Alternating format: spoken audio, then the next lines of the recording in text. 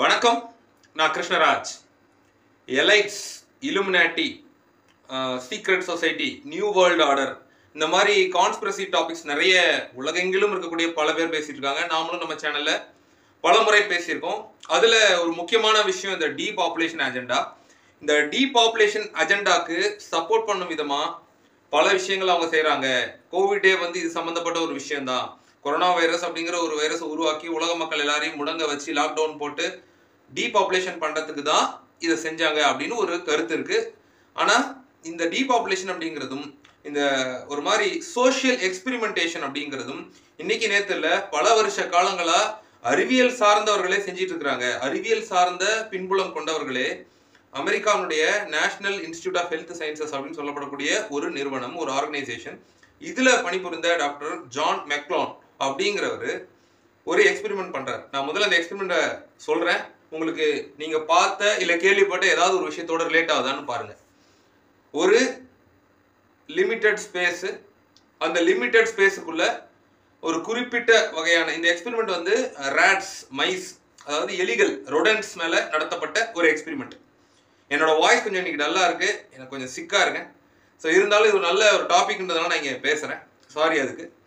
So அந்த universe 25 அப்படிங்கிற எக்ஸ்பெரிமெண்ட்ல 8 pairs of ரேட்ஸை doctor John அவர்கள் ஒரு ரேட் சிட்டி அப்படிங்கிற, ஏன் ரேட் சிட்டி அப்படின்னா, இப்போ பொதுவாக எலிகளுடைய வாழ்வியல் எப்படி இருக்கும், அது போய் தேடி உணவு உண்டு எக்ஸ்கிரீட் பண்ணி வேஸ்ட்டை வெளியேற்றி அதனுடைய இயற்கை ஒரு ஹேபிட்டட் இருக்கும் இல்லையா, அப்படி இல்லாமல் ஒரு அர்பனைஸ்டு ஒரு ரேட் சிட்டி மாதிரி உள்ளுக்குள்ளேயே அதுக்கு தேவையான ஃபுட் ரிசர்வ்ஸ், அதுக்கு தேவையான வாட்டர், அது ரீப்ரொடக்ஷன் பண்ணுறதுக்கு ஏதுவான சூழ்நிலை, டெம்பரேச்சர், ப்ரெஷர், ரெகுலராக அதோடைய லிட்டரை க்ளீன் பண்ணுறதுக்கான விஷயங்கள், இது எல்லாத்தையுமே அமைச்சு கொடுக்கும்போது பாப்புலேஷன் பெருகுது. அதாவது 8 பேர்ஸ்ல இருந்த அந்த எலிகளானது ஒவ்வொரு 55 நாட்களுக்கும் கிட்டத்தட்ட அப்படியே டபுள் தி பாப்புலேஷன் ஆகுது. இப்படியே இந்த எக்ஸ்பெரிமெண்ட்டை தொடர்றாங்க. 1958ல ஆரம்பிச்சு 62 வரைக்கும் ஒரு சீரீஸ் ஆஃப் எக்ஸ்பெரிமெண்ட்ஸா இதை தொடர்றாங்க. எனக்கு தெரிஞ்ச வரைக்கும் சைக்காலஜில இது ஒரு ரொம்ப டிஸ்டர்பிங்கான ஒரு எக்ஸ்பெரிமெண்ட் அப்படின்னு சொல்லி படிக்க முடிஞ்சது. அதனால நான் இங்கே ஷேர் பண்ணிக்கிறேன். ஸோ அந்த எலிகள் கொஞ்சம் கொஞ்சமா பாப்புலேஷன் ஜாஸ்தி ஆக ஆக ஆக அவங்களுக்குள்ள, அந்த எலிகளுக்குள்ள ஒரு யூட்டோபியா அப்படின்னு சொல்லப்படக்கூடிய ஒரு சமநிலை தவறுதல் அப்படிங்கிறது உருவாகுது. அது என்ன சமநிலை தவறுதல்? இப்போ எல்லாமே இருக்கு, ஃபுட் இருக்கு, தண்ணீர் இருக்கு, ரீப்ரொடக்ஷன் தேவையான, செக்ஷுவல் ஆக்டிவிட்டிக்கு தேவையான விஷயங்கள் எல்லாமே இருக்கு. ஆனா எண்ணிக்கை கம்மியா இருக்கும்போது எந்த பிரச்சனையும் இல்லை. எலிகள் கொஹரண்டா ஒருத்தரோட ஒருத்தர் ஒத்திசைந்து வாழறாங்க. அதுக்கப்புறம் பாப்புலேஷன் அதிகமாக ஆக ஆக அதே விஷயங்கள் தான், அந்த ஃபுட் ரிசர்வ்ஸ், தண்ணி எல்லாமே அங்க இருக்கு. ஆனா அந்த கிரௌட்ல அதுங்களுடைய பிஹேவியரல் சிங்க்னு சொல்றாங்க, அதனுடைய பிஹேவியரல் சேஞ்சஸ்ல பல விஷயங்கள் சண்டையிட்டுக் கொள்ளுது. முக்கியமா பெண் ரேட்ஸ், ஒரு பெண் எலி இன்னொரு பெண் எலியை தாக்குறது, வயலண்டா நடந்துக்கிறது, அப்புறம் ஹோமோசெக்சுவாலிட்டி, இந்த மாதிரியான விஷயங்கள்லாம் கூட அதுல இருந்திருக்கு.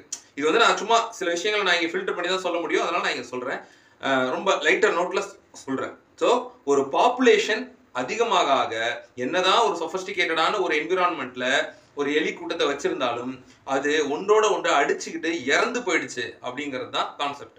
இப்போ இதை அப்படியே நீங்க ஹியூமன், அதாவது மேன்கைண்டுக்கு நீங்க பொருத்தி பாருங்க.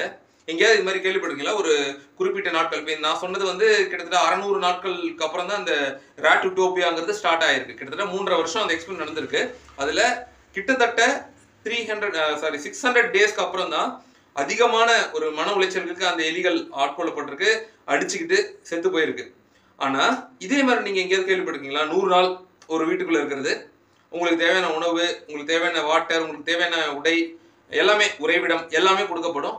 ஆரம்பத்தில் எல்லாமே நல்லா இருக்கும். போக போக போக போக ஒரு சோஷியல் எக்ஸ்பெரிமெண்டேஷனா ஒவ்வொருத்தருடைய ட்ரூ கலர்ஸ் வெளியே வரும். நம்ம எல்லாரும் பல பேருக்கு ஃபேமஸா இருக்கக்கூடிய விஜய் டிவியினுடைய, நம்ம தமிழ்ல சொல்றேன், விஜய் டிவியினுடைய பிக் பாஸ், இதே தானே, இதே கான்செப்ட் தானே. ஸோ ஜஸ்ட் இமேஜின், இது ஒரு நம்ம மைண்டை அளந்து ஒரு டிப்ஸ்டிக் மாதிரி நம்ம மைண்டை ஒரு சோஷியல் எக்ஸ்பெரிமெண்ட் பண்றது. கமல்ஹாசன் கூட அதில் சொல்லுவார்ல, இது ஒரு சோஷியல் எக்ஸ்பெரிமெண்டேஷன், இது ஒரு கேம் ஷோ கிடையாது, ரியாலிட்டி கேம் ஷோ கிடையாதுன்னு சொல்லுவார். அவர் என்னமோ அதை ரொம்ப பெருமையா சொல்ற மாதிரி சொல்லிட்டு இருப்பாரு. அதுல பெருமைப்படுறதுக்குலாம் ஒன்றும் இல்லை. இது சமுதாயத்தினுடைய ஒரு சீர்கேடு. விஜய் டிவிங்கிறதே அவங்களுடைய பல ப்ரோக்ராம்ஸ் அப்படிதான் இருக்கு, எக்ஸப்ட் நீயா நானா. மற்றபடி தனி மனித தாக்குதல், தனி மனித சுய ஒழுக்கத்தை கெடுக்கிற மாதிரியான ப்ரோக்ராம்ஸ், டிவி சீரியல்ஸ், இப்படிதான் அவங்க சேனல்ல இருக்கு. விஜய் டிவிங்கிறது தமிழ் ரீஜன்ல இந்த சேனல், அந்த ஸ்டார் குரூப்புங்கிறது ஒரு இன்டர்நேஷனல் குரூப். இதுக்கு பின்னாலாம் இருக்கக்கூடிய கான்ஸ்பிரசிஸ்லாம் எக்கச்சக்கமா இருக்கு. நீங்க கூகுள் பண்ணி பாருங்க. அதெல்லாம் இங்க பேசினாலும் உடனே தூக்கிடுவாங்க. ஸோ எதுக்கு இதை சொல்ல வரேன் அப்படின்னா, இந்த பாப்புலேஷன் அதிகமாக ஆக ரியாட்ஸும் குழப்பங்களும் அதிகமாகும் அப்படிங்கிறத அறிவியல் பூர்வமா நிறுவிட்டா அந்த டீபாப்புலேஷன் செய்யறத நியாயப்படுத்த முடியும் அப்படிங்கிற நோக்கத்தோட இந்த எக்ஸ்பெரிமெண்ட்டை செஞ்சிருப்பாங்களான்னு தெரியல. இந்த எக்ஸ்பெரிமெண்ட்டை பத்தி நீங்களும் தெரிஞ்சுக்கணும்னா யூனிவர்ஸ் 25 அப்படிங்கிற யூனிவர்ஸ் 25 ரேட் எக்ஸ்பெரிமெண்ட் அப்படின்னு கூகுள் பண்ணி பாருங்க. இது வந்து நிறைய, நான் ஒன்றும் புதுசாக ஒன்றும் சொல்லல, நிறைய இந்த பயோடெக், அனிமல் பயோடெக் படித்தவங்களுக்குலாம் இதெல்லாம் தெரியும். ரேட்ஸ் அண்ட் மைஸ்னுடைய பிஹேவியரல் ப்ராப்பர்ட்டிஸ் அதை வந்து ஹியூமன்ஸோட நிறைய ஒத்து போகிறதுனால அவங்களுடைய லைஃப் பேட்டர்னை படிக்கிறது மூலமா நம்ம மனிதர்களுக்கு அந்த மாதிரியான விஷயங்களை, இப்போ ஒரு ரொடன்ட் இருக்கு, ரொடன்ட்னா இந்த எலி வகைகள்னு சொல்லலாம். ஸோ இவங்களுக்கு ஒரு புது மருந்தை கண்டுபிடிச்சு இவங்க உடம்புல செலுத்துறது மூலமா அது எப்படி இம்பாக்ட் பண்ணுதோ அந்த மாதிரி மனிதர்களுக்கும் ஒரு தாக்கத்தை ஏற்படுத்த முடியும் அப்படிங்கிற மாதிரி தான் இன்னைக்கு எக்ஸ்பெரிமெண்ட்ஸ்ல நடந்துகிட்டு இருக்கு. அந்த மாதிரி ஒரு சைக்கலாஜிக்கல் சோஷியல் எக்ஸ்பெரிமெண்டேஷன் தான் இந்த யூனிவர்ஸ் 25. இன்னைக்கு வரைக்கும் இதை பேஸ் பண்ணி நிறைய எக்ஸ்பெரிமெண்ட்ஸ் இருக்கு, நீங்க கூகுள் பண்ணி பாருங்க. ஆனா இதை மனிதர்களுக்கு கொண்டு வந்து அப்படியே பாருங்களேன். எனக்கு இதை பார்க்கும்போது யாரும் இந்த பிக் பாஸையும் இதையும் கம்பேர் பண்ணிலாம் என்கிட்ட சொல்லல. இந்த யூனிவர்ஸ் 25 எக்ஸ்பெரிமெண்ட்டை பத்தி நான் படிச்சுட்டு இருந்தேன் இன்னைக்கு. ஆனா இது அப்படியே நீங்க பிக் பாஸோட பொருத்தி பார்த்தா ஆச்சரியமா இருந்தது.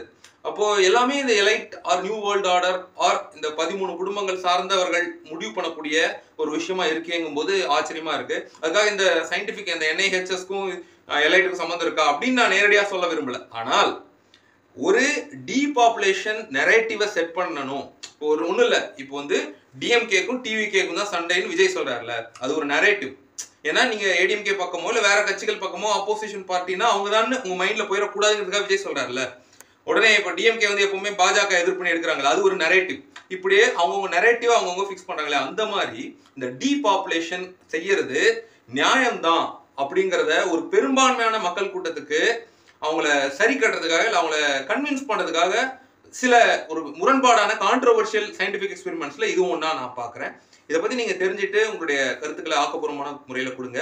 போன வீடியோவில் ஜீசஸ் குரூசிஃபிகேஷன் பற்றி பேசியிருந்தேன். நான் தெளிவாக சொல்லியிருந்தேன், எந்த மதத்துக்கு எதிராகவும் நம்ம பேசி பழக்கமே கிடையாது, அது நம்ம நோக்கமும் கிடையாது. எல்லா மதமும் ஒன்று தான். கடவுள்னு ஒருத்தர் இருக்காருன்னா அது எல்லா மதத்திற்கும் சமமானது தான். இதை வந்து மதவாதிகள் ஒத்துக்கிறாங்களா எனக்கு தெரியல. சில பேர் கமெண்ட் பண்ணியிருந்தாங்க, you should be booked under you should be booked for spreading false knowledge. I'm not worried about getting booked, but if I am doing something against any religion, I am liable to legal activities, but I'm not that. இதை வந்து ஏன் ஒரு வீடியோவில் react பண்ணுறேன் அப்படின்னா, தெளிவாக நான் ஒவ்வொரு வீடியோலையும் சொல்கிறேன். நம்ம சேனலில் ரெகுலராக ஃபாலோ பண்ணுறவங்களுக்கு எல்லாருக்கும் தெரியும். அதை சிற்றறிவோட, ஒரு பேரறிவு இல்லாமல் ஒரு சிற்றறிவோடு அணுகிறவங்க, இம்பல்சிவாக ரியாக்ட் பண்ணுறவங்க அப்படி ரியாக்ட் பண்ணிடுறாங்க. இன்னொரு புதிய சிந்தனை தூண்டும் காணொலியில் சந்திப்போம். நன்றி. உங்கள் அனைவருக்கும் நல்லதே நடக்கட்டும், நலமே சொல்லட்டும்.